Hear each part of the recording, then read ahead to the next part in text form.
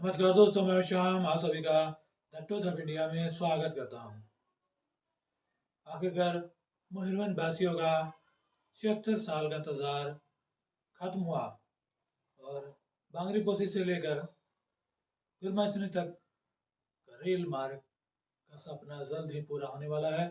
Railway team ने आकर inspection करके हरी झंडी दिखाते जल्दी काम शुरू होने वाला है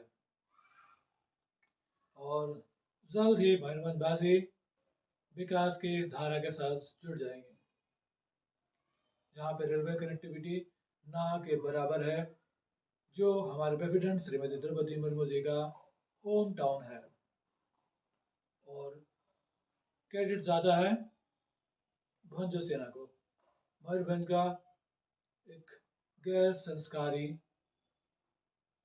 संस्थान जो जनता के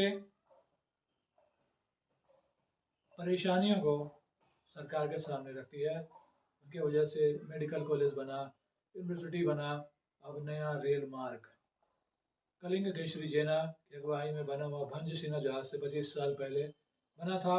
उनके अथक प्रयासों की वजह से ये संभव हो चुका है। उन्होंने 70 किलोमीटर का पद यात्रा भी किया था। पूरे देश को भंजो सेना जैसी संस्था की जरूरत है।